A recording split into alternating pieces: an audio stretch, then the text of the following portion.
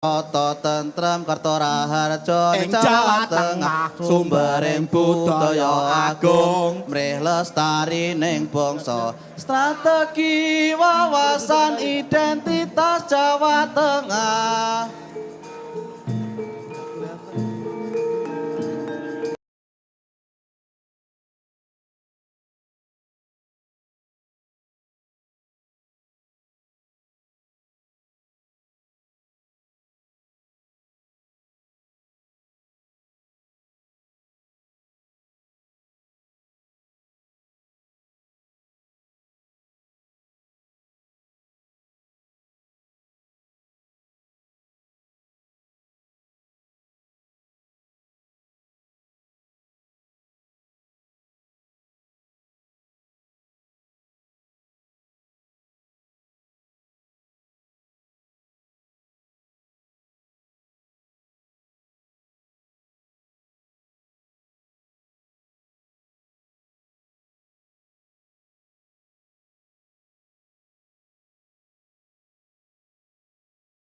Ganjar Pranowo.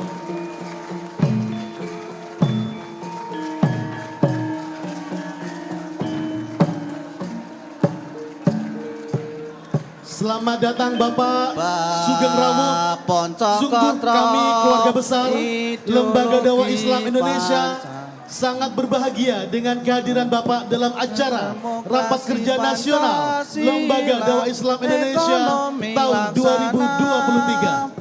Ake pasal 33 UUD 45 sosial budaya tansah angeluri kabupaten bangsa katetremaning bebayan rancanging pambangunan strategi wawasan identitas Jawa Tengah. Sing dhuwur mawon. Selamat pagi pemirsa LD TV dimanapun Anda berada. Masih dalam rangkaian Rapat Kerja Nasional Lembaga Dakwah Islam Indonesia tahun 2023. Hari ini sudah memasuki hari kedua, di mana hari pertama kemarin sudah dibuka langsung oleh Presiden Joko Widodo. Kemudian pembekalan dari Menteri Pertahanan Prabowo Subianto. Kemudian juga ada dari Menteri Perdagangan Zulkifli Hasan yang sudah memberikan pembekalan dalam rapat kerja kali ini. Di hari kedua, hari ini tentunya kita juga akan sama-sama mendengarkan pembekalan dari tokoh nasional Bapak Ganjar Pranowo, yaitu tentang konsep dan strategi mewujudkan visi misi Indonesia Emas tahun 2045. Tentunya kita juga akan mendengarkan bersama karena memang ini menjadi salah satu modal utama kita untuk menuju bangsa yang maju atau juga Indonesia Emas tahun 2045. Selamat menyaksikan.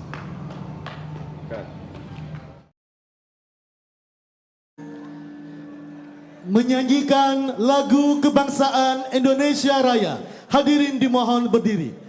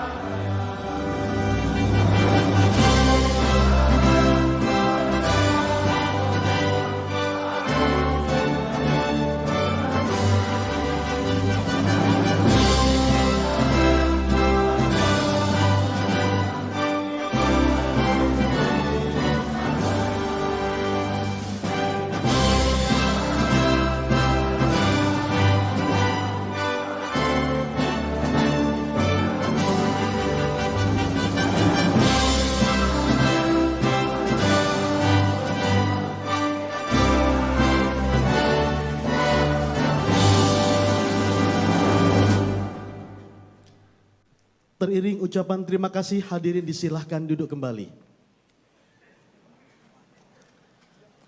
Bapak Ibu hadirin yang berbahagia, sebagai persembahan selamat datang khususnya untuk Bapak Haji Ganjar Pranowo dan sebagai rasa wujud cinta tanah air, akan kita saksikan bersama teatrikal seni pencak silat dari Persinas Asad dengan judul Persatuan dalam Bingkai Bhinneka Tunggal Ika. Selamat menyaksikan.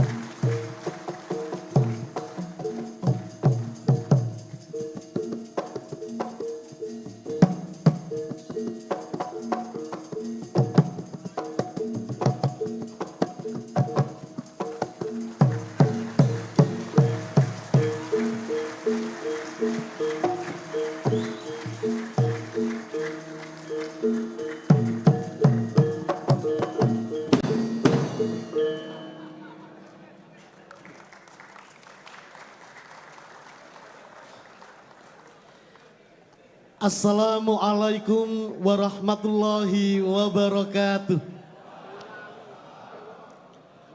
Alhamdulillahi rabbil alamin.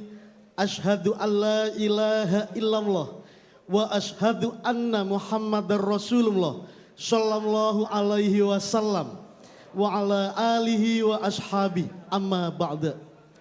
Yang terhormat, yang sangat kita banggakan, tokoh nasional sekaligus calon Presiden Republik Indonesia, Bapak Haji Ganjar Pranowo.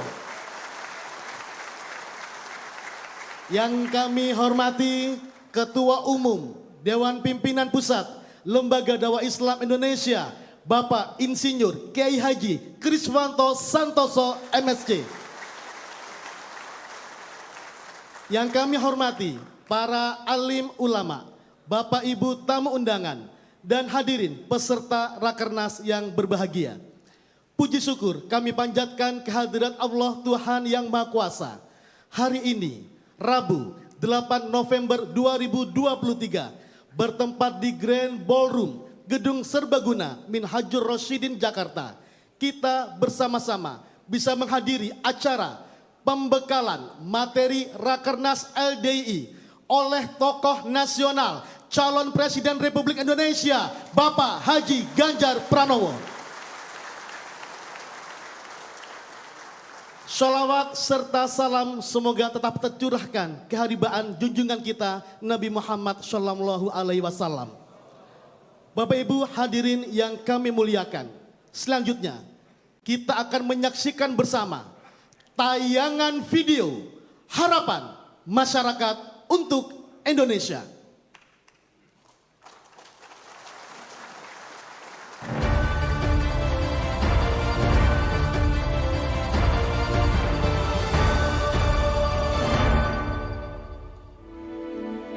Minum. Faro, pekerjaan karyawan swasta.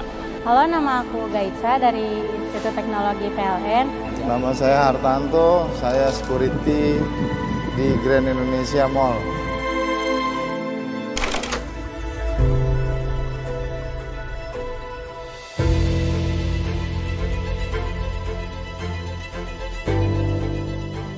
Pemimpin Indonesia tahun 2024 sampai tahun 2029 nanti, yaitu semoga lebih bisa mensejahterakan warga masyarakat Indonesia. Saya berharap pemimpin yang baru nanti bisa meningkatkan memajukan ekonomi Indonesia. Bisa lebih maju, yang sudah ada diperbaiki, yang masih kurang ya tetap diperbaiki lagi, tapi yang sudah ada lebih dibaguskan lagi lah, sama lebih lihat ke masyarakat yang di bawah-bawah, karena masyarakat masih banyak kayaknya yang butuh perhatian dari pemerintah. Itu aja sih.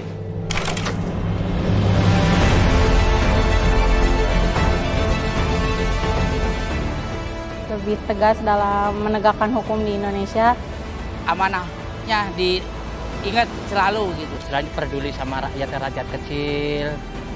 Benar nggak? Sama rakyat kecil, ya kayak kita gitu. Jangan untuk sepihak. Ya. Tegas, dia melihat yang di bawahnya, peduli, ya kan, tidak royal, warawiri nggak jelas, keluar kota. Apa tuh peduli masyarakat, pemimpin yang dekat sama masyarakat. Rakyat kecil membutuhkan pemimpin yang benar, yang bagus, yang sejahtera, tidak memilih siapapun. Ya harapan saya mah ya nomor 1 jujur, jurdil. Nah keduanya biar gampang mencari pekerjaan buat cari nafkah, walaupun ojol juga jangan dipersulit gitu.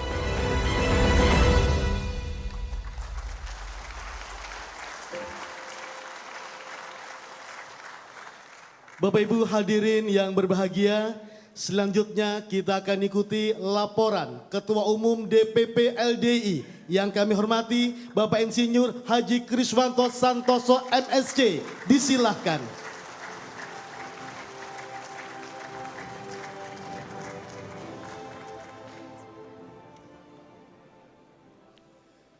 Assalamualaikum warahmatullahi wabarakatuh. Alhamdulillahirabbil alamin wa bihi nasta'inu ala umurid dunya waddin.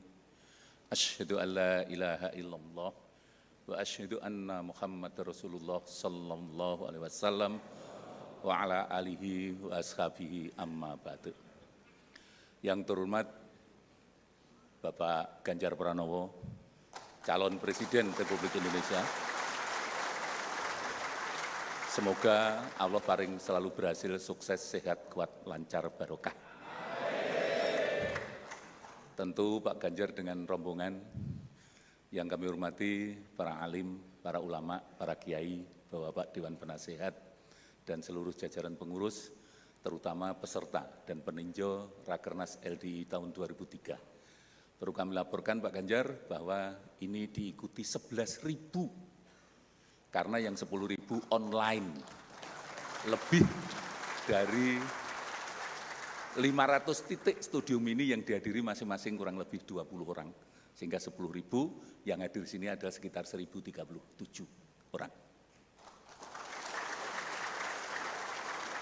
Terlebih dahulu saya manjatkan puji syukur kepada Allah, alhamdulillahirabbil alamin, atas peparing Allah kita masih terus hari kedua ini menyelenggarakan Rakernas, dan alhamdulillahirabbil alamin Allah paring kita semua masih sehat, semangat. Gimana enggak semangat, wong dihadiri Pak Ganjar kok enggak semangat.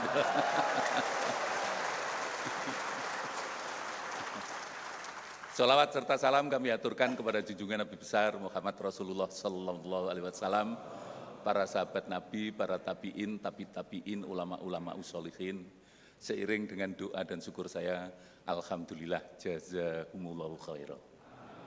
Bapak sekalian, Bapak kalau melihat pada saat ini saya memakai blangkon.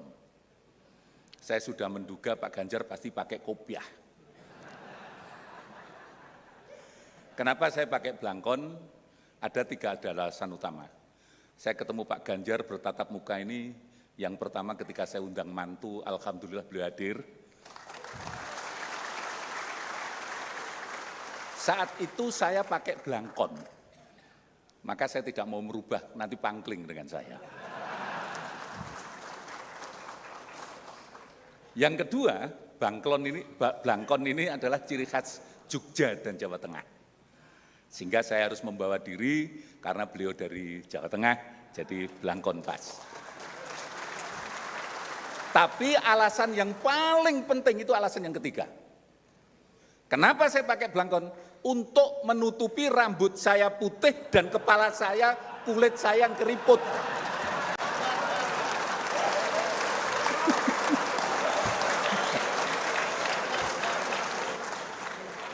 Jadi kulit muka saya ini sudah mulai kerut-kerut karena memikirkan negara ini.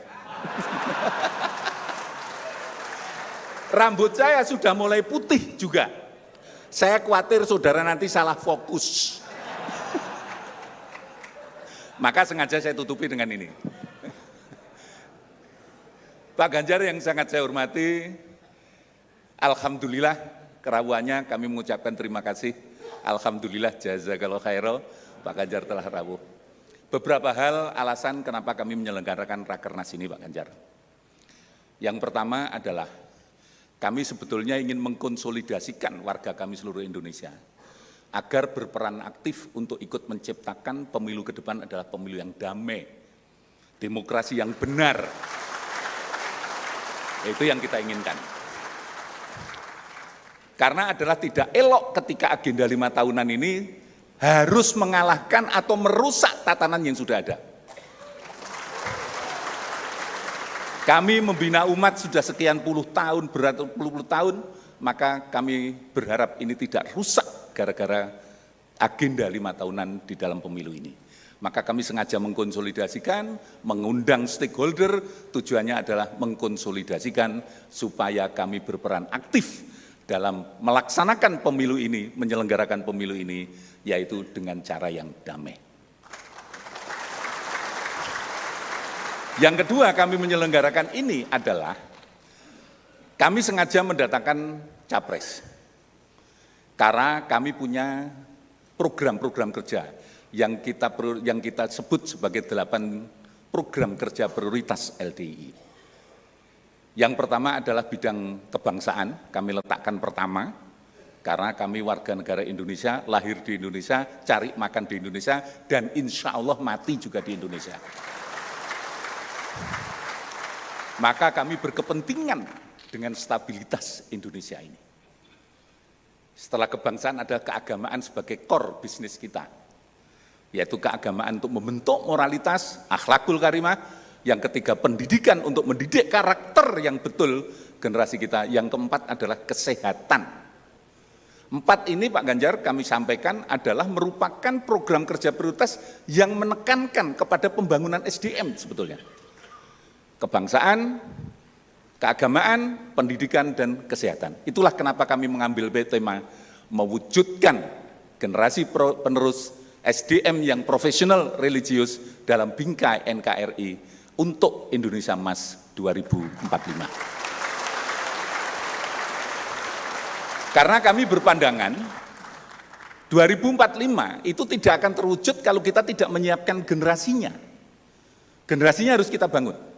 Generasinya harus kita siapkan untuk siap mengeksekusi itu agar kekayaan Indonesia ini tidak hanya dinikmati oleh warga asing, tapi warga negara kita harus ikut menikmati, bahkan mengelola sendiri kekayaan alam Indonesia ini.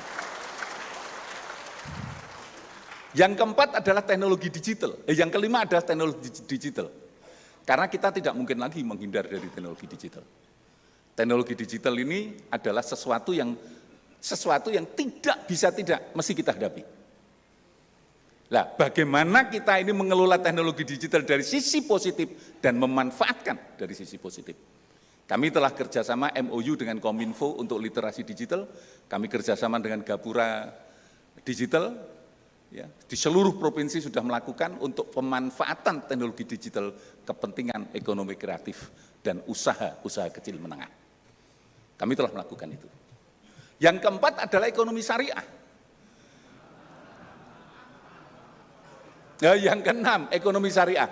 Ini kalau sudah ini kok lupa angka ini. Yang keenam adalah ekonomi syariah. Oke. Karena ekonomi syariah, sebagaimana berbasis UMKM, itu merupakan sesuatu yang selama ini terbukti paling tahan terhadap guncangan-guncangan reses yang ada di dunia ini. Alhamdulillah kemarin kami sepakat dengan Menteri Perdagangan, insya Allah walaupun kami sudah ada ekonomi berbasis masjid yang namanya UB, kemarin dengan Mendak kita sepakat akan membentuk yaitu warung rakyat sebanyak 1.000 dalam 2 tahun ke depan ini. Dibantu oleh Menteri Perdagangan, yang kita harapkan ini akan membiasakan dan membantu ekonomi kecil untuk bangkit sehingga ekonomi Indonesia semakin baik. Kami juga kerjasama dengan Bank Syariah Mandiri untuk melakukan kegiatan-kegiatan ekonomi. Kemudian yang ketujuh itu adalah kedaulatan pangan dan lingkungan hidup. Kedaulatan pangan adalah mutlak. Pada kondisi sekarang, adanya El Nino, adanya perang, mau tidak mau, kita mesti harus berupaya untuk menjadikan kedaulatan pangan menjadi prioritas. Karena banyak negara yang saat ini sedang nyetop untuk tidak mau ekspor ke Indonesia untuk pengamanan dalam negeri mereka. Alhamdulillah kita punya banyak pionir-pionir untuk itu, ya, dan alhamdulillah pula kita mulai itu dari kecil. Yang ke-8 adalah energi baru terbarukan. Pak Ganjar perlu kami laporkan bahwa di pondok ini sebagian sudah pakai PLTS. Kalau di Pondok Kediri sepenuhnya sudah PLTS, kantor DPP sepenuhnya sudah PLTS, dan usaha kami Kebon Karet Dinjamus pakai PLTMH, Pusat Listrik Tenaga Mikrohidro.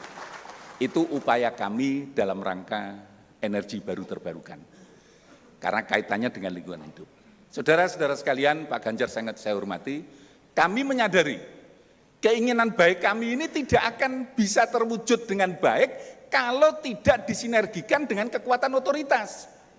Pak Ganjar ini calon kekuatan otoritas. Gitu. Maka perlu kita komunikasikan dengan beliau. Ini loh maunya LDI untuk Indonesia ke depan menuju Indonesia Emas 2045. Harapan kami tentunya Bapak-bapak sekalian bisa mendengarkan paparan Pak Ganjar, sehingga kita bisa tahu persis apa yang dicanangkan oleh beliau untuk ke depan ini. Karena saudara-saudara sekalian, generasi kita pada saat ini angka stunting meningkat. Turunnya tidak signifikan kalau Tuhan melakukan turun. Maka kesehatan juga menjadi bagian penting yang harus kita lakukan. Ekonomi kreatif, kreativitas anak muda juga kita lakukan. Pak Ganjar kami laporkan bahwa di samping kami juga menyelenggarakan Expo. Yang Expo itu tentang 8 bidang, untuk kita evaluasi kemajuannya sudah sejauh mana. Salah satu produk menonjol yang kemarin Panglima TNI pesan, sudah order Pak, yaitu di SMK Budi Utomo kita, itu membuat mobil listrik. Yang Panglima TNI kemarin, saya order lewat Ketum atau lewat SMK, langsung lewat SMK aja. Ketum tidak berbisnis dalam hal ini.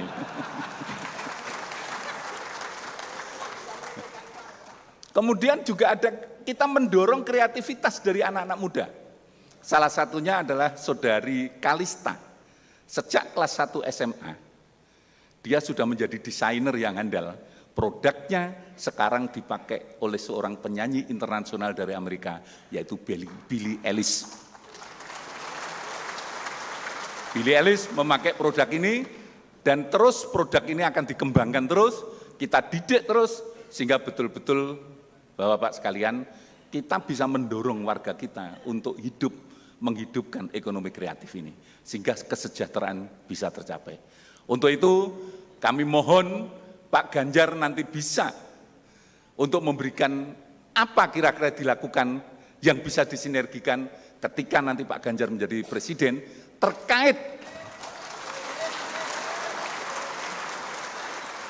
terkait dengan mimpi kami warga LDI ini ke depan. Dengan demikian, kita bisa secara rasional dan insya Allah, alhamdulillah, kami sudah kenal Pak Ganjar, tapi ini supaya lebih kenal lagi. Dari Jawa Tengah, Ngacung, Jawa Tengah. Niku Pak Ganjar, Jawa Tengah sekian banyak ini. Semua Jawa Tengah. Dan ini Jawa Tengah semua ini. Ini Jawa Tengah. Ye. Itulah kurang lebih Pak Ganjar sebagai pengantar saya. Mohon waktu Pak Ganjar, monggo. Ini warga kami diikuti seluruh Indonesia, sebagian secara daring, untuk bisa menerima pengarahan dari Pak Ganjar dan konsep-konsep Pak Ganjar untuk Indonesia menuju Indonesia Mas 2045. Terima kasih, alhamdulillah, jazakumullah khairan. Sekali lagi semoga Allah selalu paling sehat, kuat, aman, lancar, barokah. Assalamualaikum warahmatullahi wabarakatuh.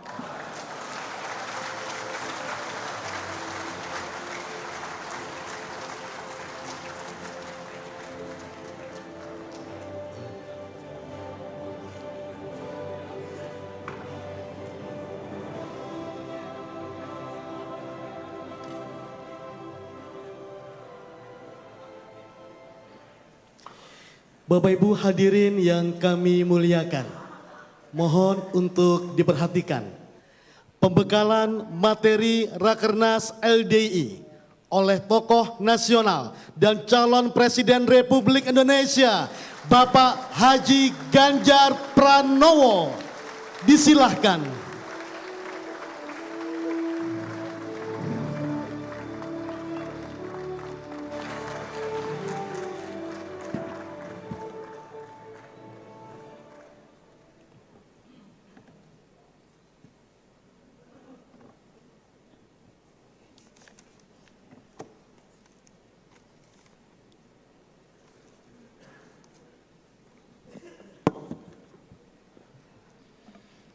Tadi sambil mendengarkan pidato Pak Ketua Umum Pak Gaiswanto tadi, sambil nyatet saya.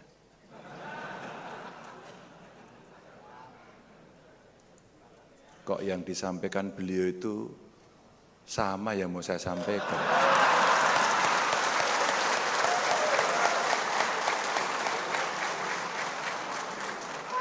Ya udah, kita pulang aja lah.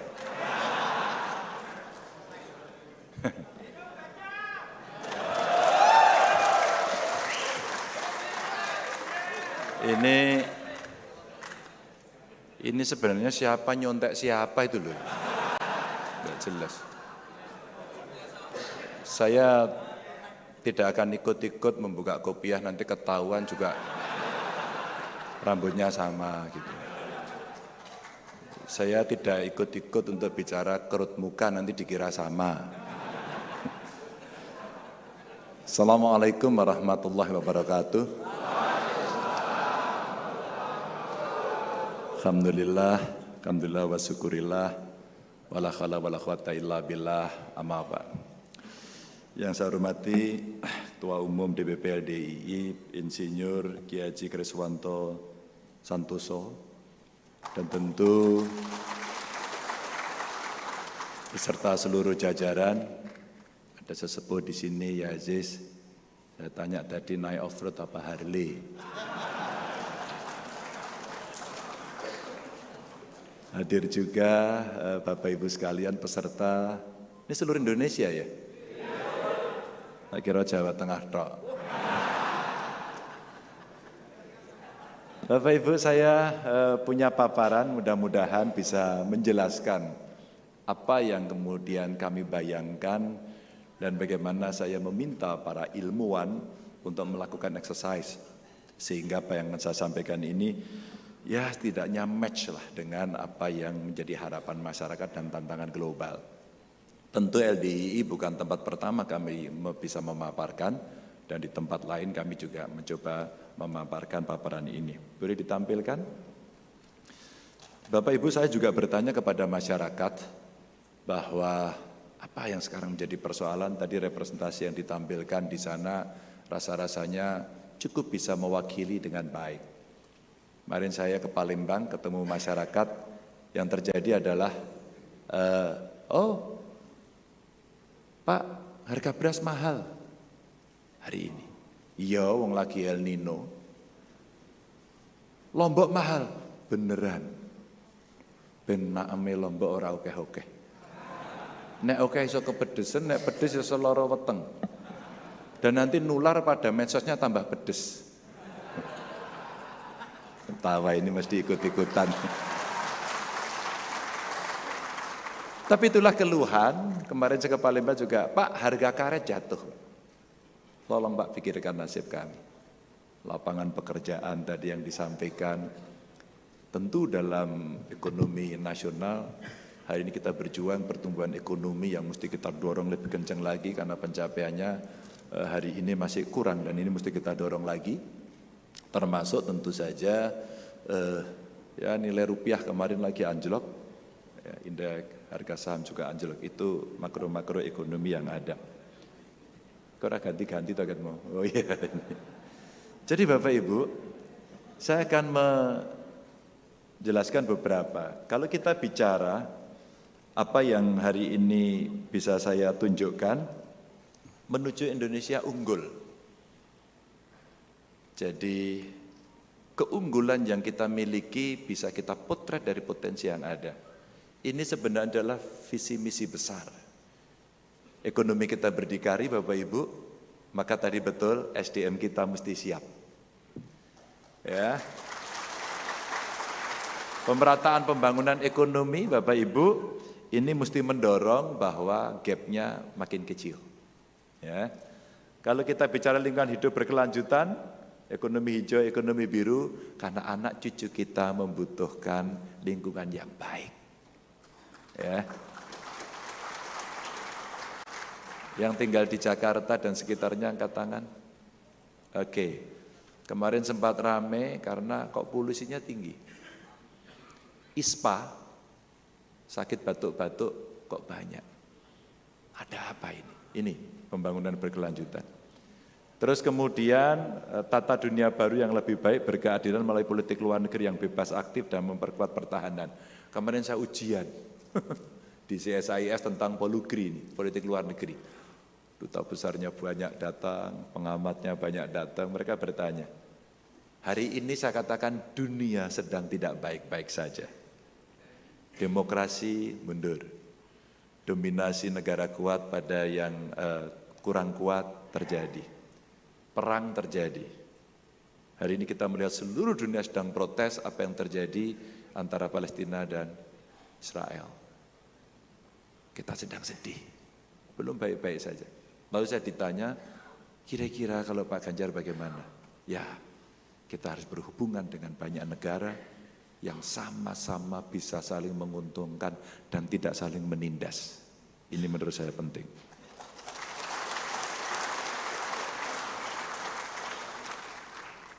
Dari tadi kok tepuk tangan terus.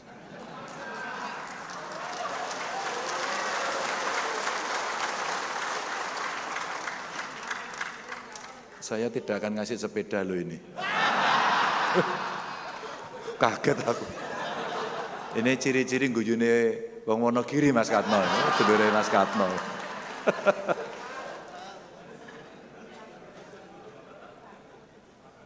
Sama Pak Kris, pembangunan sistem digital nasional.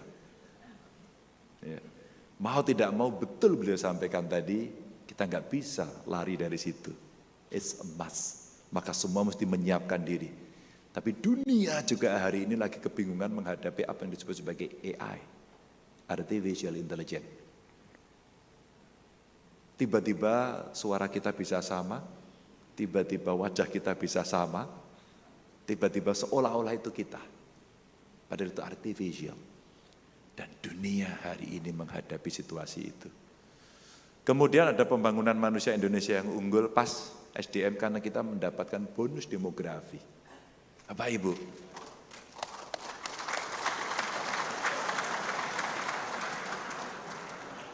tepuk tangan meneh. Ya, oke.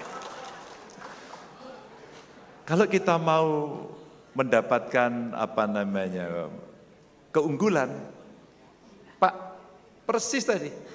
Satu, kesehatannya mesti baik sejak sebelum menikah sampai menikah, ibunya hamil, kandungannya sehat, melahirkan ibu dan bayinya sehat. Balitanya kemudian tumbuh berkembang dengan baik, maka siap diisi dengan ilmu pengetahuan yang baik. Akses pendidikannya mesti adil dan semuanya bisa mendapatkan itu. Kita akan mendapatkan yang unggul. Tapi kalau itu gagal, maka kita akan mendapatkan malapetaka demografi. Contohnya ada yang sukses, ada yang gagal. Nih. Dan demokrasi yang lebih substantif, penghormatan pada HAM, supremasi hukum yang berkeadilan, ora korupsi. Mboten nyolongan, ngentitan, nyopet, maling, begal, ngerampok. Jenengan keplok-keplok setuju napa mboten? Tit? Oke.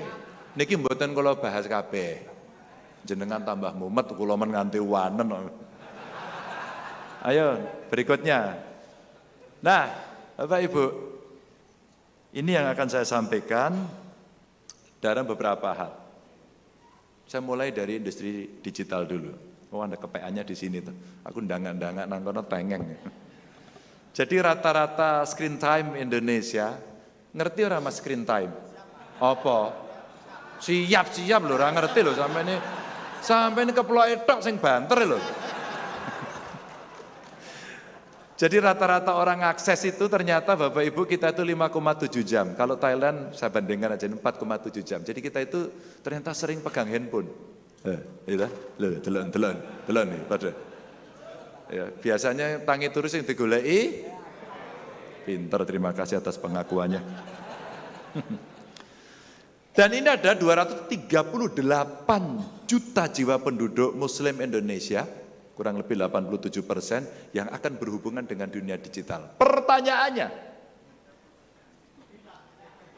nah, apakah kira-kira umat Muslim kita sudah siap untuk memasuki dunia ini? Jawabannya sudah siap belum? Wis rada rasa-rasen wis. Burung sarapan gitu ya.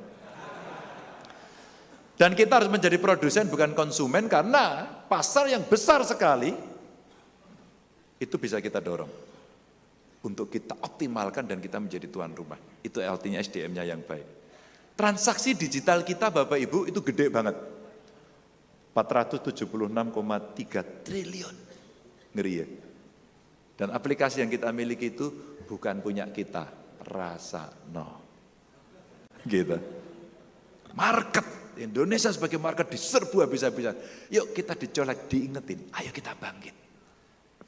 Dan kalau kita lihat, maka dari transaksi digital yang besar itu mesti taat pada regulasi yang fair. Transaksinya ini mesti kita dorong di dalam negeri dan menggunakan rupiah, maka kita akan dapat untung. SDM digitalnya mesti naik kelas. Maka tadi betul, kita mesti terbiasa dengan industri digital dan penggunaannya. Beberapa waktu lalu saya mendapatkan penjelasan yang sangat bagus sekali pada industri pariwisata kita. Orang piknik ke Bali, ternyata ada wisatawan dari Tiongkok. Dia pesan tiketnya di mana? Di Tiongkok. Pembayarannya pakai apa? Pakai mata uang Tiongkok. Aplikasinya apa? Pakai aplikasi yang ada Tiongkok. Pergilah dia ke Bali pakai pesawat Tiongkok. Kemudian menginap di hotel-hotelnya banyak, macam-macam tentu punya kita. Tapi pembayarannya pakai fintech, financial teknologinya Tiongkok. Terus kemudian diarahkan oleh sana, kamu belanja ke beberapa tempat, ini loh toko-toko yang hebat, silahkan belanja ke sana. Pembayarannya juga menggunakan fintech yang sama. Di situ ada beberapa produk yang ditaruh di situ. Diskonnya banyak, maka wisatawan sambil jalan-jalan belanja ngelihat diskon. Biasanya kalau diskonnya tinggi laris, betul enggak? Kelihatan seling belanja gitu. Tapi yang menarik, wisatawan tuh beli apa coba Bapak Ibu kira-kira? Ada yang tahu kira-kira? Tebak-tebakan, enggak dapat sepeda enggak apa-apa, tapi tebak dulu. Kira-kira wisata dapat apa? Apa belanja apa yang paling banyak? Apa bro? Hah?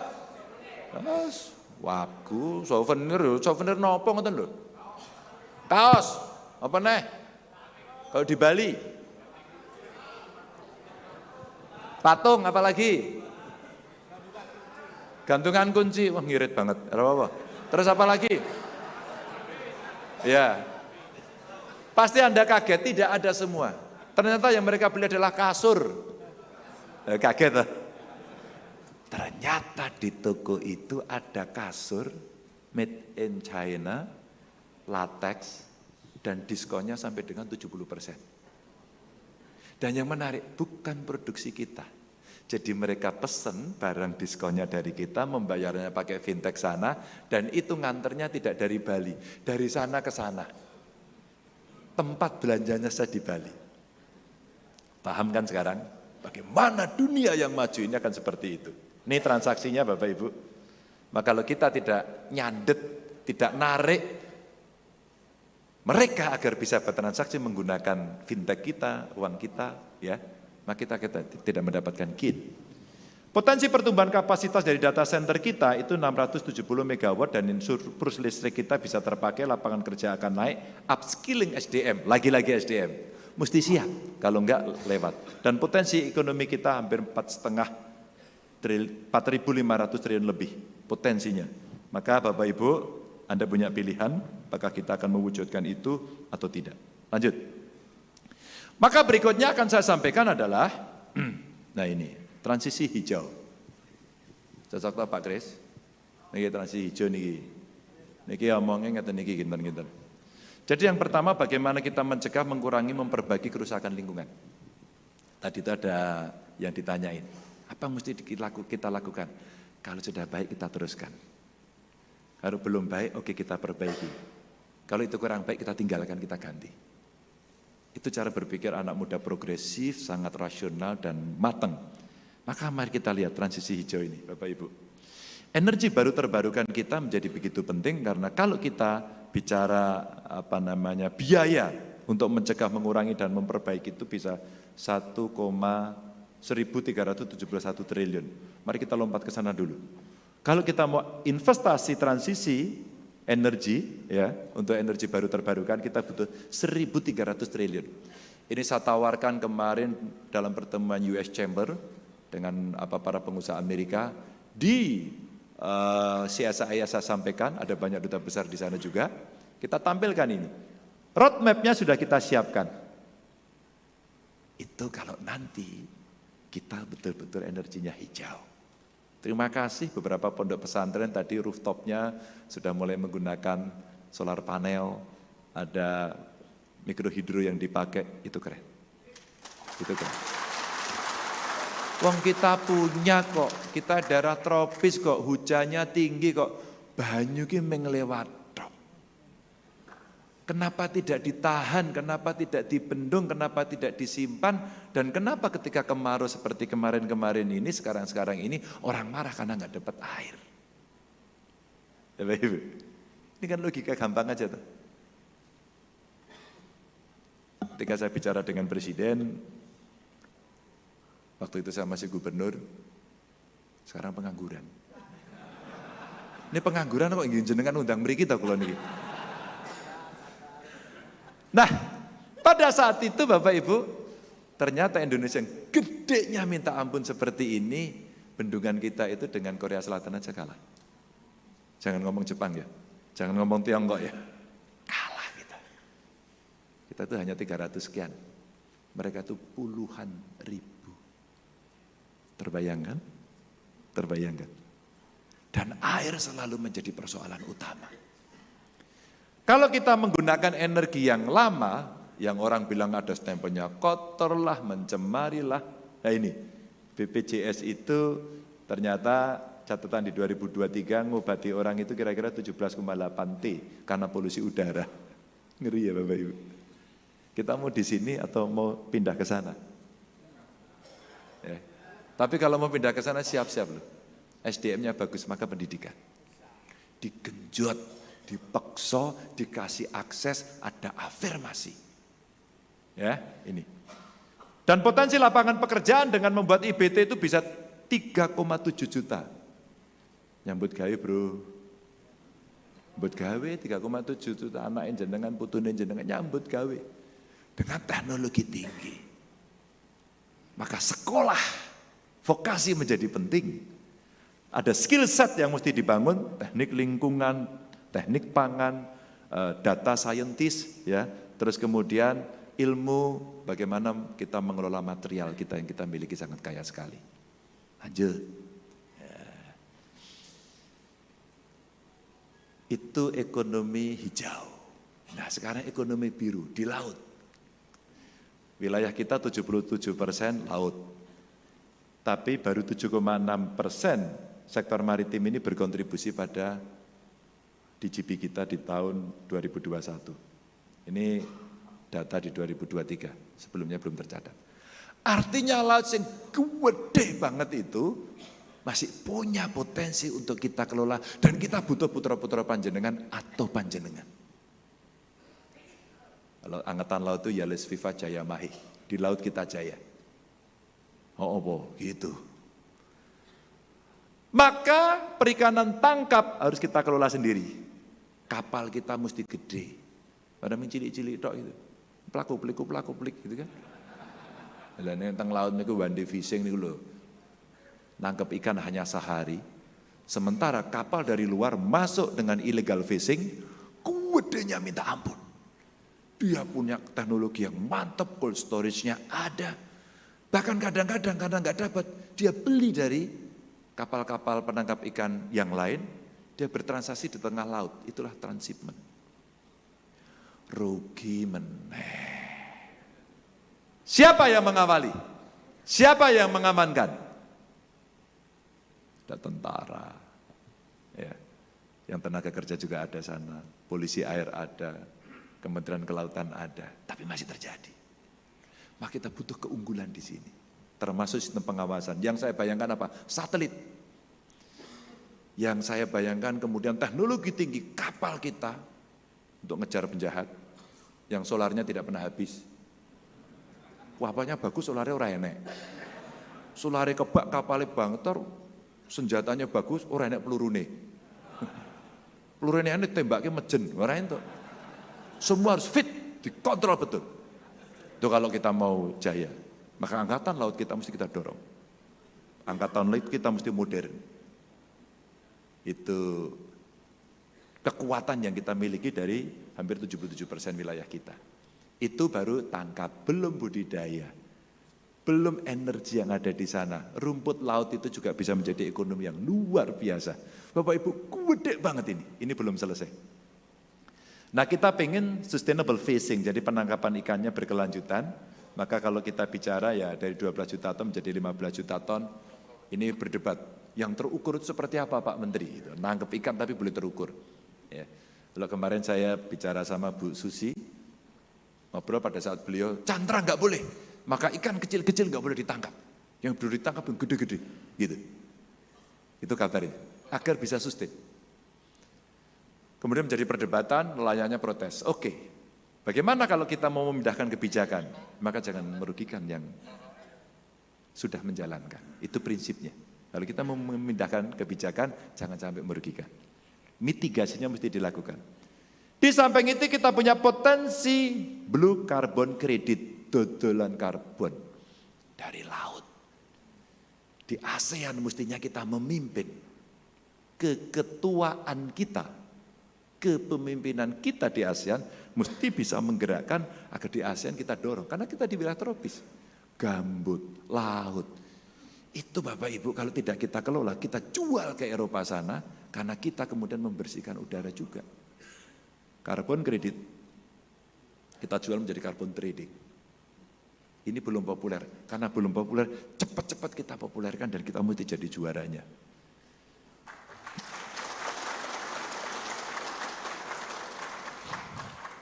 Ini tepuk tangan terus, akhirnya saya kasih sepeda beneran loh ini.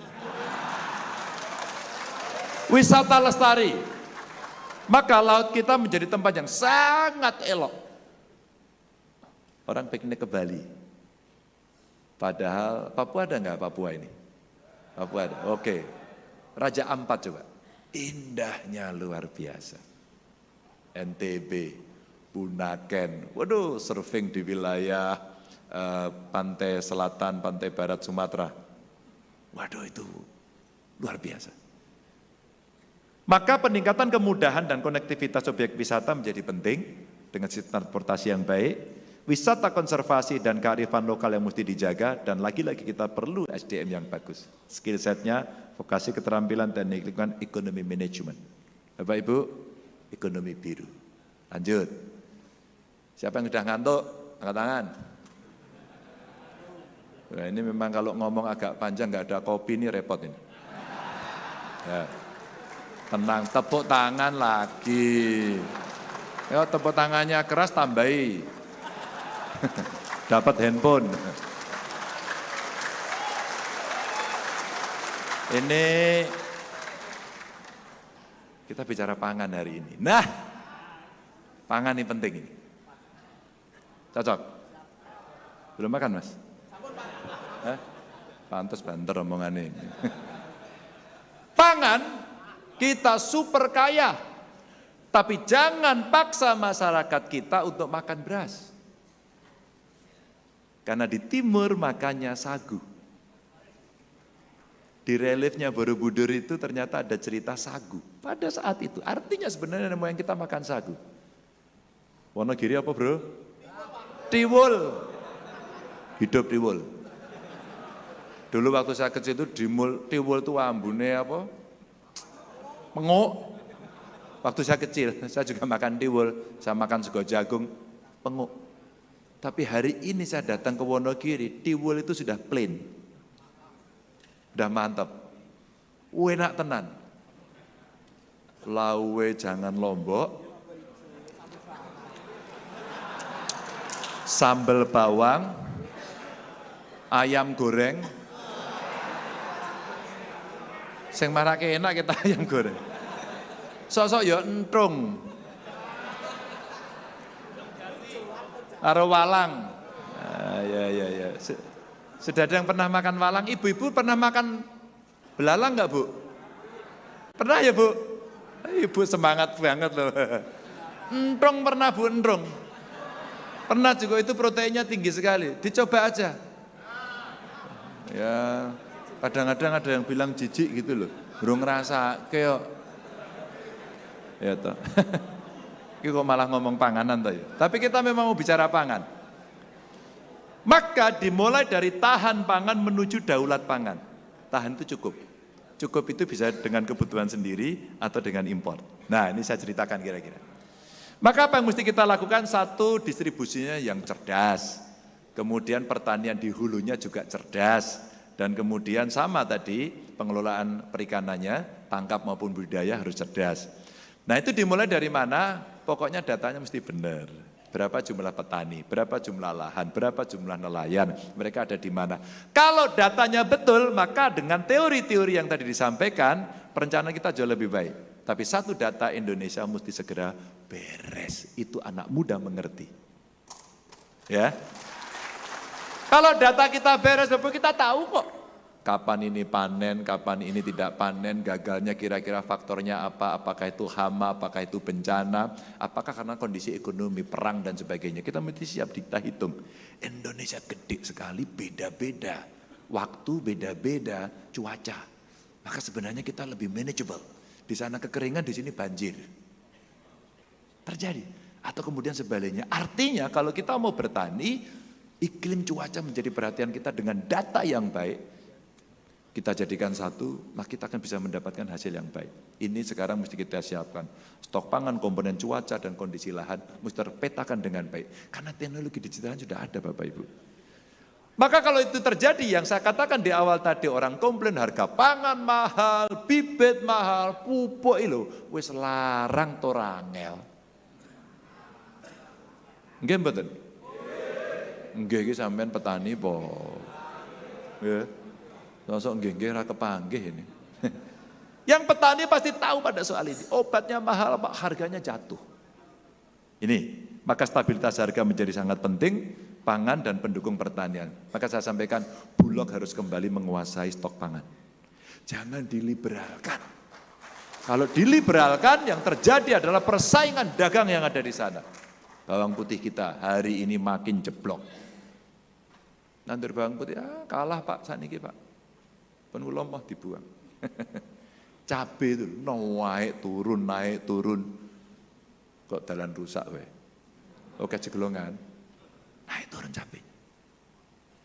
Beras sudah menjadi komoditas harian, minyak goreng kemarin sempat jatuh, maka petani sawit kemarin marah betul karena tandan buah segar dari sawitnya sempat jatuh. Sekarang sudah kembali, lumayan. Dan modernisasi sarana prasarana pertanian, perikanan, kelautan, dan modifikasi cuaca. Kita keren sekarang. Ada sekolah lapang iklim, petani diajari. Kita pernah praktek dengan BMKG itu di Temanggung waktu itu. Bagaimana kita memodifikasi, dan Wonogiri. Kita praktekkan di 2 tempat. Nah, ketika kemudian ini bisa kita lakukan Bapak Ibu, maka kita akan bisa turun lagi pada manajemen distribusi yang baik, industrialisasi dan insentif termasuk bibit dan pupuk itu tadi, dan perluasan Smart Fisheries Village. Ini yang bisa kita lakukan sehingga kita akan jauh bisa mengandalkan kekuatan dalam negeri. Dan diversifikasi pangan itu penting. Saya lihat sekarang Bapak Ibu-ibu yang sudah pernah muda lah. Arep muni tua ki ra penak. Yang pernah muda ini sekarang begitu sudah agak senior, sudah mulai takut untuk makan nasi. Karena kandungan gulanya tinggi. Maka Bapak Ibu agar kita hidupnya sehat, sering-seringlah periksa jantung, gula, kolesterol, sering-seringlah periksa. Maka ukuran kita, Bapak Ibu perhatikan ya, ukuran kita, untuk mengukur kita sehat atau tidak itu lingkar perut kita itu 90.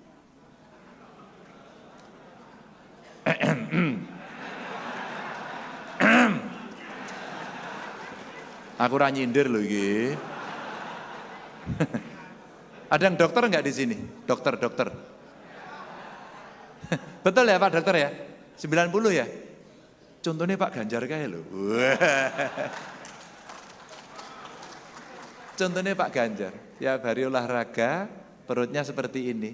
Tapi jangan salah Pak, begitu ketemu Bupati Sragen yang dokter, diukur, saya 92 Pak, padahal segini Pak. Apalagi kalau kayak Pak dokter. Tapi kan beliau dokter, ya itu bisa kontrol. Leres nggih Pak nggih? Nggih Pak dokter, betul ya Pak dokter ya kira-kira ya? Bener gitu ya? Ini hidup sehat gitu. Maka olahraga itu investasi Bapak Ibu. Investasi kesehatan yang paling bagus. Nah, inilah yang harus dilakukan. Maka bagaimana kita menggerakkan ekonomi? Tadi disampaikan Pak. Menarik loh Pak ini. Ekonomi syariah kita ya. Indonesia itu pasar konsumen halal terbesar di dunia. Pasar bro. Pasar, bukan produsen. Kontribusi terhadap ekonomi global ya. Jadi kontribusi terhadap ekonomi halal global kita cuma 11,34. Kita ranking 1 konsumsi produk makanan halal di dunia, kita konsumsi. Dan yang menarik, juaranya itu kalau tidak salah malah Brasil. Ekspor pangan halal itu masih dipimpin oleh Brasil. Ayo, piye niku? Maka benchmark kita sama sebenarnya. Brasil itu mirip-mirip dengan Indonesia. Penduduknya banyak, daerahnya juga tropis gitu ya. Hutannya ada besar sekali, Amazon gitu. Maka sebenarnya kita bisa memproduksi jauh lebih banyak lagi. UMKM tadi Pak, cocok itu. Gerakkan UMKM, kita siapkan. Nah, tertinggi ekspornya itu hanya 3%. Maka butuh fasilitas dan teknologi produksi yang harus memenuhi standar global. Nah, seringkali kita membuat standar itu nggak mau. Ada yang dari Banyumas nggak? Ngacung. Oh, ada Banyumas. Di Banyumas itu pernah kita buat pelatihan gula semut. Gula semut Mas. Dibuatkan gula semut, organik, terus kemudian kita kirim ke luar negeri. Gula semut itu ternyata kalau dicairkan, harganya itu meningkat ribuan persen. Dan harganya tinggi sekali. Tapi saat itu standarnya nggak diikuti. Lah gimana masak kelapa jadi gula itu sebelahnya kandang pitik.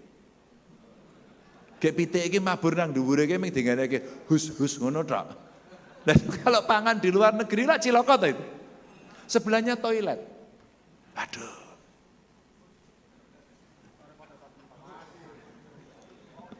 Ya. Inilah orang-orang yang punya perasaan. Kasih Mas ya. Sing bales sing kuwasa Mas nggih, matur nuwun. Aduh, nggih matur nuwun.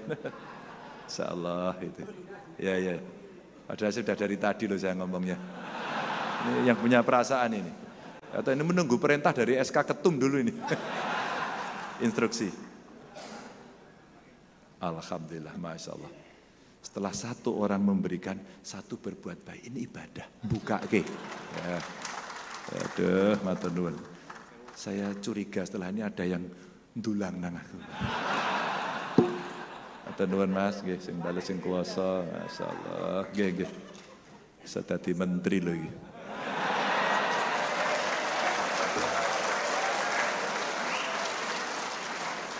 Nggak kabinetnya beliau, kabinetnya Pak Kris loh, Menteri di LDII. Maka Bapak Ibu, Indonesia ini sebagai pusat ekonomi syariah bisa mempermudah sertifikasi halal. Label khusus UKM. Ya, bukan tentang saya, tapi kami punya pengalaman waktu di Jawa Tengah itu, kita coba yang UMKM ini kita tangkap, kita ajari, kemudian persoalan-persoalan legalitas, produksi, akses modal, pemasaran, sampai sertifikasi. Pak Ganjar nggak ada anggarannya Pak, tenang. Kita cari yang ada di luar. Kita tidak bisa menunggu lagi. Yang kita anggarkan nggak cukup. Maka saya ajak CSR. Saya ajak mitra-mitra dari perusahaan. Saya kembangkan Basnas. Basnas lah yang kemudian membantu mereka. Ini contoh saja Bapak Ibu. Maka ini bisa gede banget. Bisa gede banget. Dan saya terima kasih. LDI juga membantu. Saya dulu dengan Pak Singgih ini diskusi banyak sekali tentang bagaimana ekonomi keumatan ini kita dorong. Dan ini harus menjadi eksportir halal di kelas dunia. Lanjut Bapak Ibu. Nah ini Bapak Ibu. Kita itu sudah diingatkan kerusakan itu yang menungso gitu. Mulanya menungso hilingo, kira-kira gitu ya. Kalau kita sudah ingat, maka kita akan bisa mencegah, memitigasi dengan teknologi. Dan tanda-tandanya sudah disebutkan. Maka kita sebenarnya yang diingatkan terus-menerus agar kita itu eling lan waspodo, terus kemudian bagaimana cara kita bisa lebih bijak. Lanjut. Maka Bapak Ibu, Nah, kita harus membuat manusia unggul. Manusia unggul itu seperti apa? Yang pertama, pendidikan karakter. Terima kasih LDI di dunia pendidikan, saya mengikuti beberapa sekolah kemarin yang diresmikan. Saya lihat sekolahnya modern, menjadi pondok yang modern, bersih. Itu ciri-ciri nanti siswanya, santrinya tidak gudigen.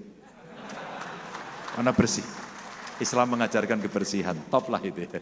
Ini pendidikan karakter yang meningkatkan kematangan emosional untuk kesuksesan baik akademik maupun sosial, punya budi pekerti, punya tepo seliro, ya, punya. Maka hormat pada guru, hormat pada orang tua, hormat pada kiai, cinta bangsa dan negara, maka kebangsaan tadi nomor 1, top. Ini penting.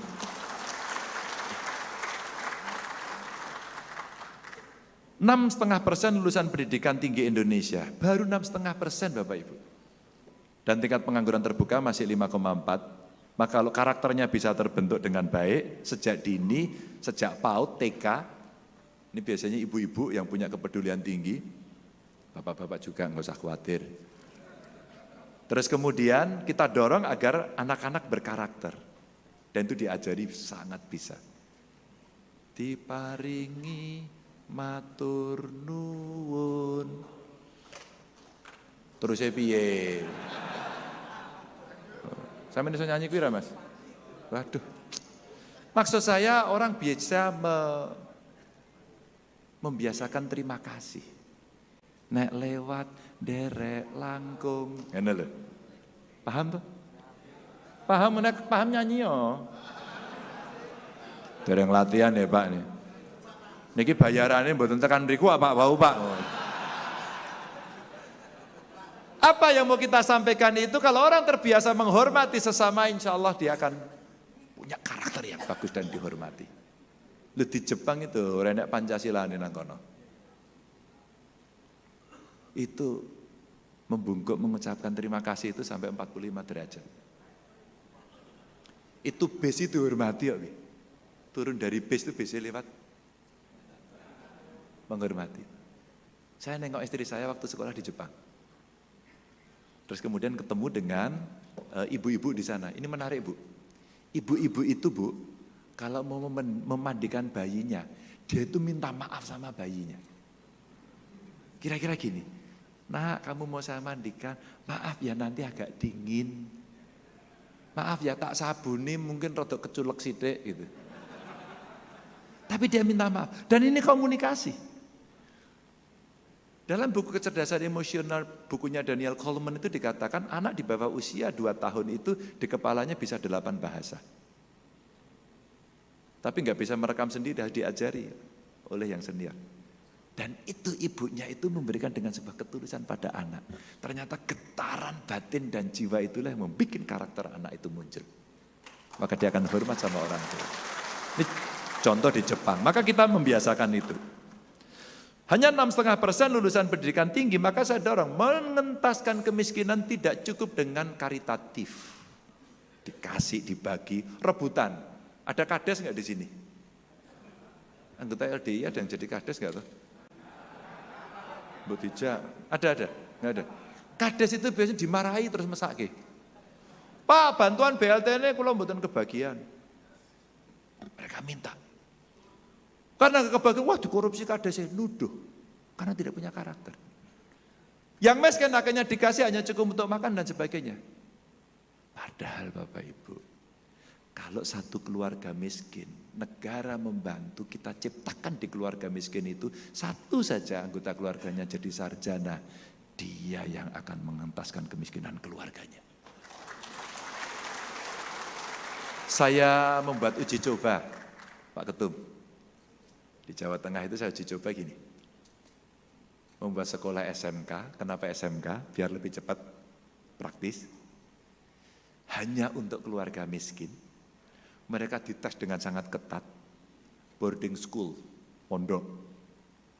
Saya biayai semuanya. Hanya bawa badan.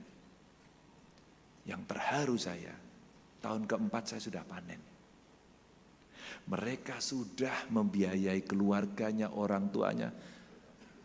Apa dek yang kamu lakukan buat orang tuamu? Saya bayar semua hutangnya Pak. Saya buatkan rumah. ibu saya sekarang nggak boleh jualan lagi, dia harus di rumah istirahat. Biar kami yang sekarang berkeringat membantu ibu bapak saya. Wow. Terharu saya Pak Kiai. Terharu betul.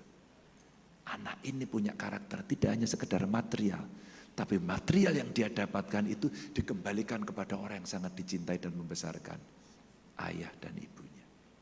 Ini saya genjot terus sekarang. Dari 3 saya replikasi menjadi 18 sekarang.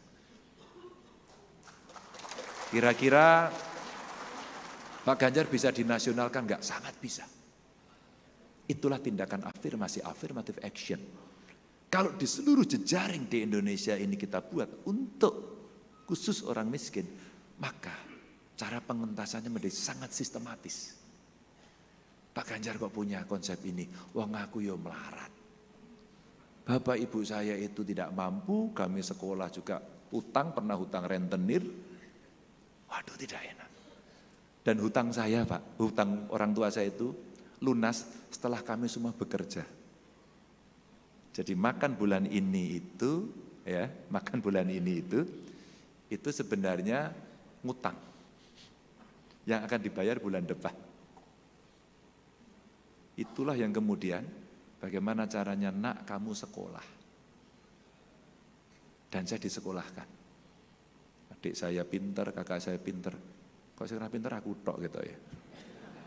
Tapi gara-gara sekolah serius, saya pengen sekolah lagi S2, tak biayai dewe. Sekolah lagi saya.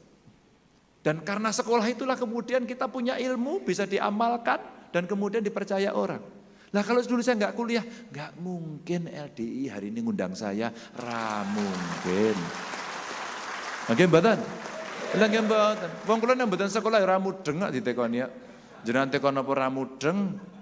Tekon A jawabane B. Nyanyi ra iso. Tekone nesu terus. Tak ngombe sik lah, mau emosi malah. Non sewu.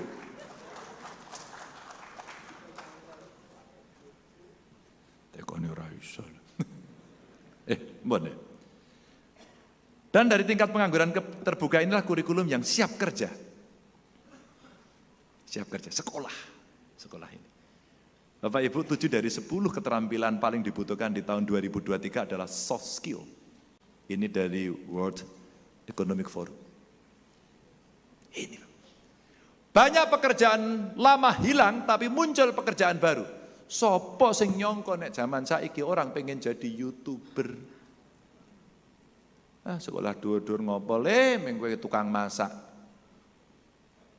Ming dadi koki yang restoran. Terus ambumu kecut, keringetan. Ora elit blas. Nyambut gawene apa? Juru masak ora elit. Tapi di seluruh televisi sekarang yang ada adalah Master Chef. Master Chef. Saya ketemu teman di Bali membuat restoran. Pak Ganjar makan ya ini enak sekali Pak. Pertanyaan satu. Ini chefnya siapa? Itu Pak. Dia waktu mau masuk sini negosiasi gaji. Gajinya dia itu 70 juta. Tukang masak. Itulah Bapak Ibu yang hari ini muncul. Apalagi dunia digital tadi yang kita ceritakan membuka ruang yang seluas-luasnya.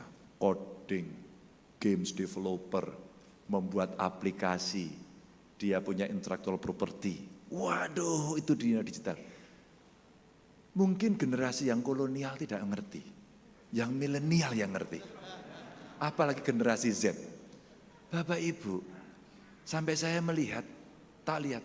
Produksi sepatu kita ini sepatu saya baru, mohon maaf ya. Mohon maaf ini, saya bukan pamer tapi memang baru ini. Sumpah baru saya pakai sekali ini.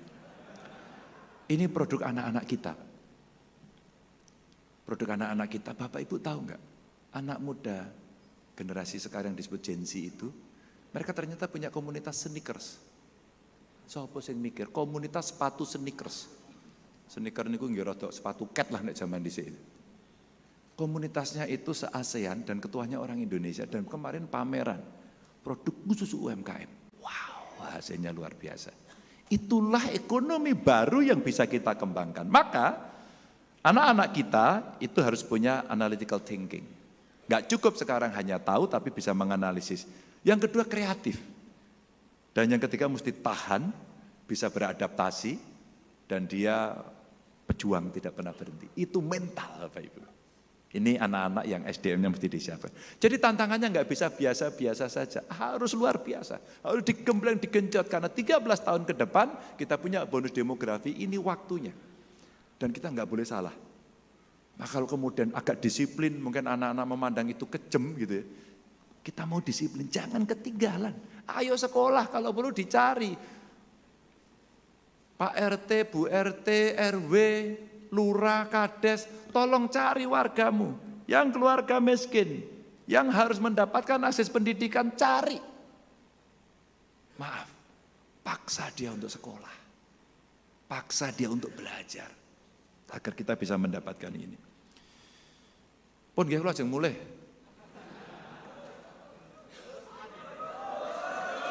Terus piye? Sampean terus enak lungguh terus kok. Ya pun, tak terus ke sidik meneh. Tapi itu semua juga kita mesti mengatur ini. Persatuan Indonesia, kerukunan antar umat beragama. Ini penting Bapak Ibu. Jadi Indonesia itu di antara negara-negara ini ternyata kita masih tinggi. Cerita intoleran dan sebagainya. Ya. Maka betul mesti ada silaturahmi antar kelompok agama, tingkat toleransi beragama, guru agama untuk tiap agama kita berikan. Dan alhamdulillah dari 10 besar kabupaten kota yang paling toleran itu 4 ada di Jawa Tengah. Ini mohon maaf loh yang lain ya, mohon maaf. Ini kami berterima kasih sama Bapak Ibu sekalian yang sudah berkontribusi pada nilai-nilai kebangsaan kita. Lanjut, maka Bapak Ibu terakhir ini, gaspol sekarang kita mesti gaspol menuju Indonesia emas, Indonesia unggul di 2045. Apa yang mesti dilakukan? Satu, anggaran kita mesti dilipat gandakan. Lebih banyak lagi. Bagaimana caranya? Nek bayar pajak sing gampang. Ya betul toh, wis tak teliti kok. Coba kita membayar pajak kendaraan bermotor, KTP ora enek dipajeki. Cek fisik nih lho, esek-esek kertas nih kok bayar padahal gratis.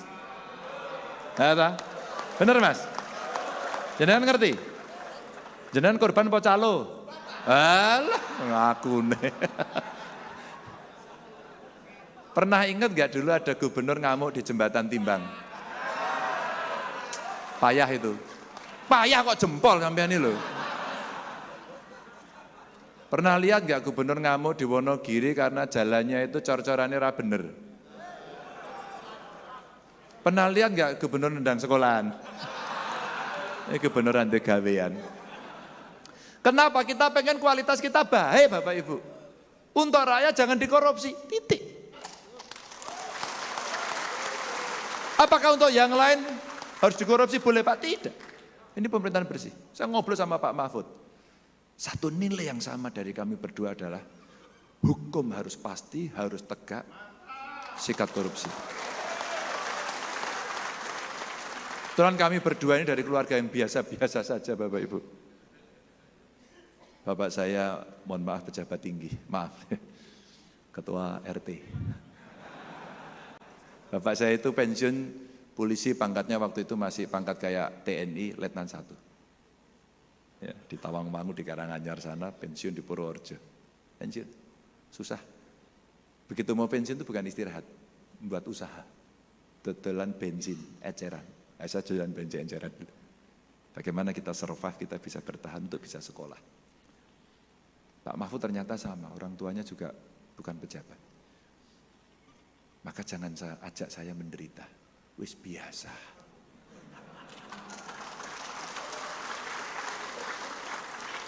Pak Ganjar niku mbok dahare sing kathah to Pak ben rada lemu sithik, wis kebacut saka dhisik kurang gizi. Apa yang mau saya katakan Bapak Ibu? Pemimpin itu memang harus siap menderita. Kalau enggak jangan. Pemimpin njaluk dilayani terus. Pemimpin itu harus melayani, bukan dilayani. Kalau kamu mengambil pilihan itu, kamu harus siap itu. Dan ini amanah yang berat. Berat Bapak Ibu. Ini anggaran. Simpel mekanismenya, mudah pelaporannya, dan bisa melakukan otomatis restitusi seperti soal pajak ini. Contoh. Yang kedua, sikat KKN. Kolusi, nepotisme, hajar bleh. Kira-kira gitu. Edukasi anti korupsi, kolusi, nepotisme sejak dini, dan pemerintahannya menggunakan digital. Saya tanya-tanya teman saya waktu kita mentransformasikan pemerintahan digital ternyata bisa menghemat 2,4 triliun. Gede ya. Akhirnya dari situlah kita bisa alokasikan pendapatannya PNS naik, orang perlu setor. Kalau mau naik jabatan nggak ada jual beli, kamu tinggal tes saja. Enak toh. Tapi tugasmu satu, layani masyarakat dengan baik atau kamu tak ganti. Pasti masyarakat senang. Itu yang terjadi. Nah, memulai birokrasinya adalah bagaimana satu data Indonesia tadi menjadi penting. Nah ini, kayaknya menarik kalau nanti kabinetnya itu yang menilai rakyat. Maka ada KPI based kabinet yang transparan. Jadi kalau menterinya elek, dibiji rakyatnya, saya ngevaluasi rakyatnya. Pak Presiden ini diganti mawon. Nah niku mengongap angop mawon Pak niku. Saya rapat ngantuk, delak-delek, tekoni ramu dengan nak cilaka toh. Tapi kalau ada menteri yang hebat, ini Pak. Bapak Ibu, saya doakan sehat selalu. Mohon maaf kalau ada kekurangan, mudah-mudahan kita punya gambaran sikap yang sama, bagaimana kita membangun bangsa dan negara. Itulah pentingnya kita bisa menjalani tugas ini. Mohon maaf kalau ada kekurangan, ada salah ucap. Sekali lagi sukses untuk acaranya dan saya akan senang kalau nanti mendapatkan masukan, rekomendasi dari Bapak Ibu sekalian. Assalamualaikum warahmatullahi wabarakatuh.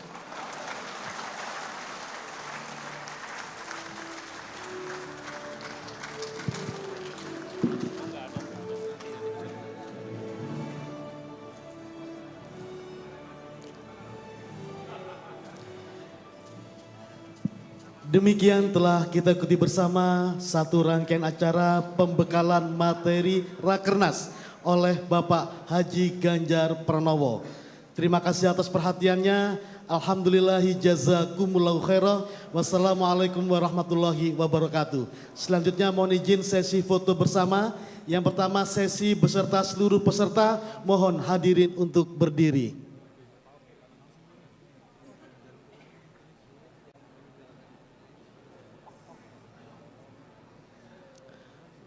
Baik, mohon izin saya hitung 1, 2, 3, selesai. Sekali lagi 1, 2, 3, selesai. Kami silakan duduk kembali. Selanjutnya sesi kedua dengan 37 Ketua DPW LDI Provinsi dari seluruh Indonesia. Kami persilakan untuk naik ke atas panggung kehormatan.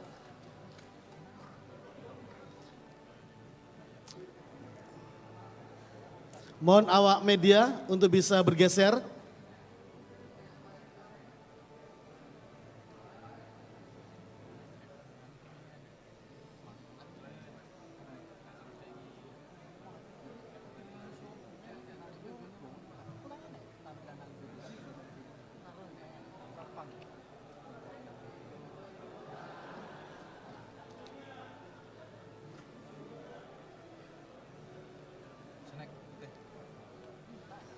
Baik, mohon izin kami hitung 1, 2, 3, selesai. Sekali lagi 1, 2, 3, selesai. Selanjutnya sesi 3 yang terakhir foto bersama pengurus harian DPP LDI dan ulama LDI. Kami persilakan kepada Ketua DPP untuk bisa kembali ke tempat.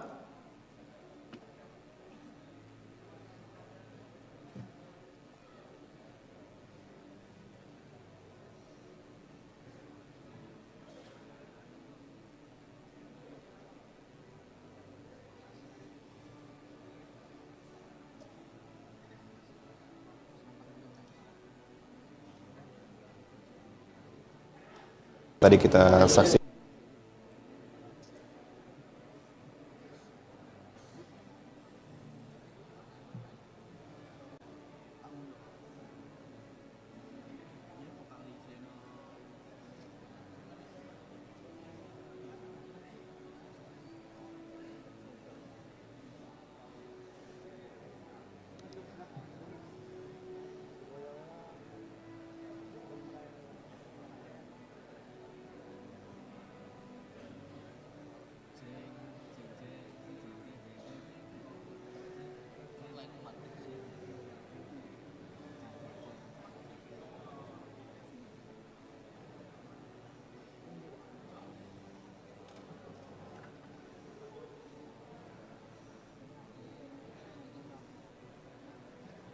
Baik, mohon izin kami hitung 1, 2, 3, selesai. Sekali lagi, 1, 2, 3, selesai. Terima kasih.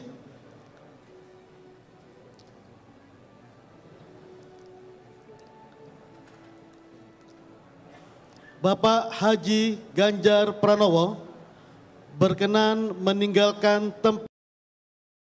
Dimanapun Anda berada, demikian tadi kita dengarkan bersama tentunya pembekalan dari Ganjar Pranowo, tokoh nasional yang lahir 28 Oktober 1968, yang juga merupakan mantan gubernur Jawa Tengah 2 periode.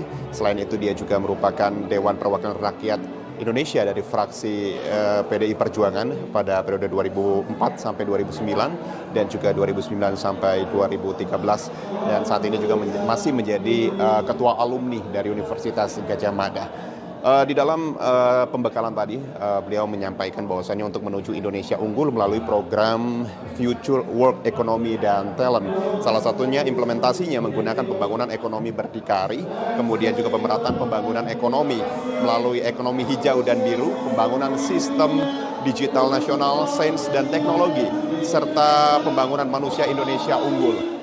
Kemudian juga menuju Indonesia unggul melalui beberapa future framework tersebut adalah salah satunya bagaimana menekan angka UMKM di Indonesia agar dapat bersaing dengan negara luar sehingga dapat menuju dan juga mensukseskan Indonesia Emas pada tahun 2045. Saat ini kita juga sedang menunggu tentunya kedatangan dari Ganjar Pranowo di konferensi pers, bahwasannya kita juga akan menanyakan bagaimana keterlibatan dari Lembaga Dakwah Islam Indonesia sehingga nanti juga bisa menjadi acuan bagi rapat kerja nasional Lembaga Dakwah Islam Indonesia untuk sama-sama mensukseskan Indonesia Emas pada tahun 2045. Tadi juga disampaikan juga oleh Ketua Umum DPP LDII bahwasannya LDII siap mendukung upaya pemerintah untuk terus mensukseskan dan juga menuju Indonesia Emas 2045. Ganjar Pranowo juga melalui pembekalannya tadi juga mengungkapkan bahwasannya implementasi dari Future Framework atau juga Future Work Economy dan Talent salah satunya adalah pemerataan ekonomi, kemudian juga pembangunan ekonomi lingkungan hidup berkelanjutan melalui ekonomi hijau dan biru, kemudian juga pembangunan sistem digital nasional. Salah satunya adalah yang disoroti oleh Ganjar Pranowo adalah bagaimana Indonesia sebenarnya memiliki potensi yang sangat luar biasa sehingga ini juga harus dimanfaatkan untuk kita. Dan tentunya saat ini kita akan bergabung bersama dengan rekan-rekan pers lain untuk kita akan bertanya kepada Ganjar Pranowo. Kita akan langsung ikuti.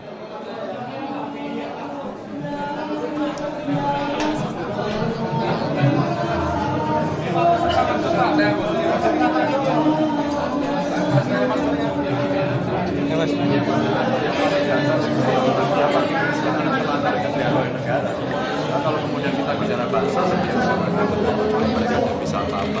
Yang lain harus meningkatkan kapasitas. Kalau kapasitas hanya bisa dilakukan kalau kemudian mereka bisa mendapatkan hasil pendidikan baik.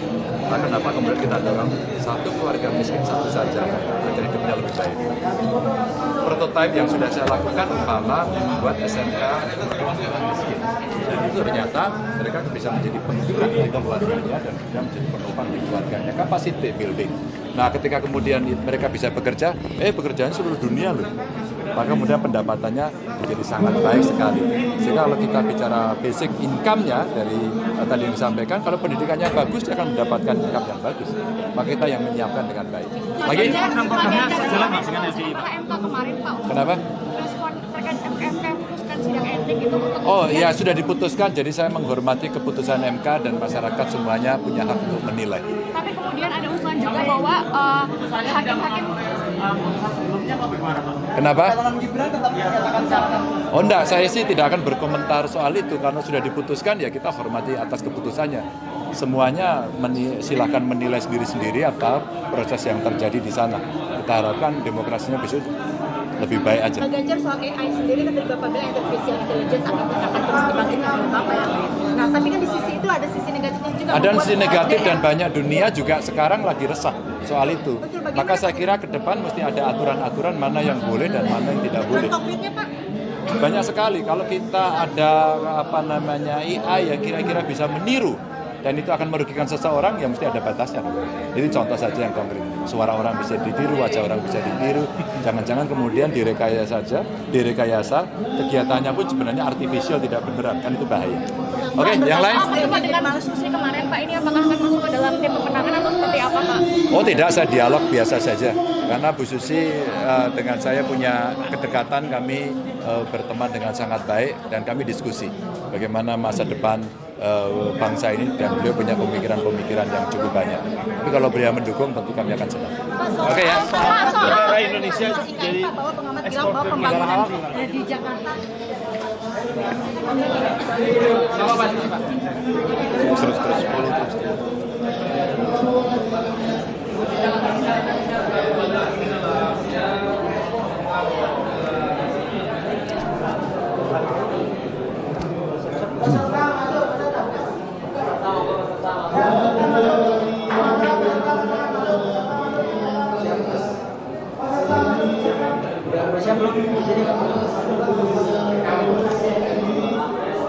Ya, demikian tadi kita dengarkan tentunya wawancara bersama dengan Ganjar Pranowo terkait dengan isu-isu nasional yang ada di Indonesia. Akan tetapi terkaitannya dengan Lembaga Dakwah Islam Indonesia adalah Ganjar berharap LDI dapat terus menjadi salah satu ormas yang tentunya mendukung upaya pemerintah untuk mewujudkan Indonesia Emas tahun 2045.